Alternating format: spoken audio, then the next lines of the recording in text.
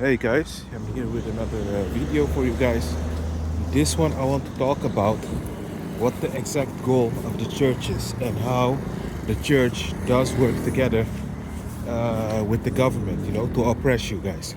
And I can talk about this because I've been going there since my youth. Obviously, I stopped going there, but I went there till older age, And I always learned in churches, that you are being drummed into the obedience, And I remember, particularly as a kid, asking my parents and even pastors, why, you know, do we have to? You guys don't need to pay taxes.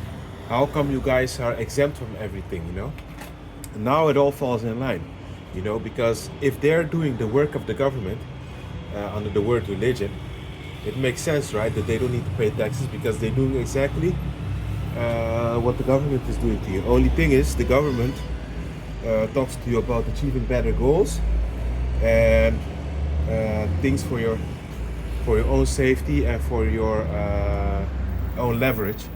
And these beings, they use Jesus Christ to mold you. So it practically comes down to the same thing, only under a different title, But in essential, what's happening is that you're being drummed into the obedience. But then again, today I was listening to small preaching. You know why I did that, guys? Because the person talking about it is a soul person on YouTube, but they are explaining what's happening, guys. And the thing it is, guys, is that if you also look at the churches, it's always in a pointy type of construct, because it's harvesting energy, and they're doing Satan's work. Because the guy was telling me also, they're also not giving you actually the right, how should I say it, the right message. Because if you really examine Jesus closely, he was not obeying the authorities, and he did freak out on people that didn't behave. He did have a bad temper at times, and he wasn't telling you to follow everything. So these church buildings nowadays is just a hustle, a place where they hustle you, where they finesse you for money, because they're actually not telling you what to do, what you should do. Jesus wasn't promoting policemen. Jesus wasn't promoting a corona host. Jesus wasn't promoting, for you to give your money to a so-called tax company. Look, when Jesus said, give Caesar what belongs to Caesar, he meant this: when people do something good for you, do it back to them, and give him the same thing back, give him the same energy back. But he wasn't literally talking about a tax company which will tax you to death, and you just have to obey like a dumb sheep, like a dumb mule. Just do what they tell you. He wasn't talking about that. These pastors manipulate scripture to get money out of you. So if you really look at the concept, what I want to talk about, to sum it up, is that this whole idea of the church being exempt from taxes and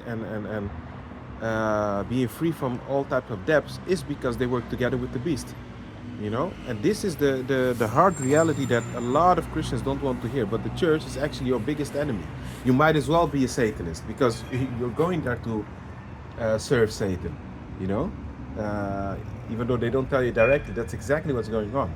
Because anywhere I have to go, that I have to give my hard-earned money, where the person standing on the pulpit has multiple cars, a big house, and I'm living almost in a trailer camp, eating shit, so excuse my language, crawling and begging, kissing ass every day from a 9 to 5, and then you still have to give the money to him. Look at the audacity on these people, And this is what I mean, guys. They work together. I always, as a child, found it very strange, and I remember asking people, that's because it was all along in me to wake up, all along I was a soul person looking for answers, How the hell, you know how this system is built? They will never make the system in a way that you will profit more than them. So how come the church is so special that they are exempt from all these things, but yet you have to give your hard-earned money to a place like that? It's because they are working together with the beast. That's why they tell you to kiss police's ass. That's why they tell you to listen to your politicians, which I see as clowns, That's why they drum you to the obedience. They are part of the beast, Ever wonder, guys, How come?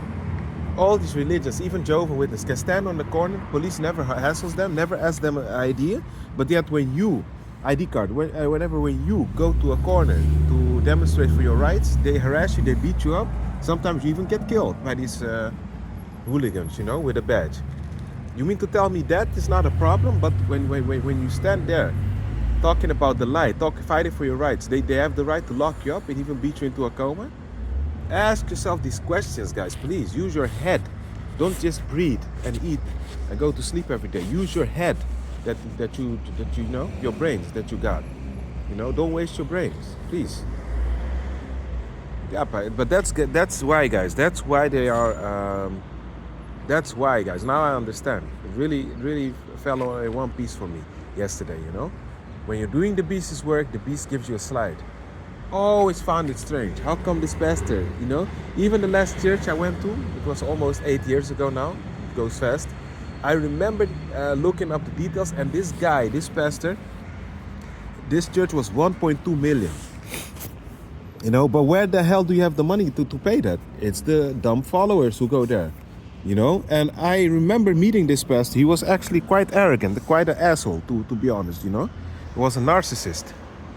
You know, he only liked you when you kissed his ass, then, you know, bent backwards over for him, you know. But this is the truth, guys. All these places are there to drum you into the obedience. You're not, if anything, you're meeting Satan in these places. That has nothing to do with the Creator. So please, stop fooling yourself, guys. That being said, be at peace.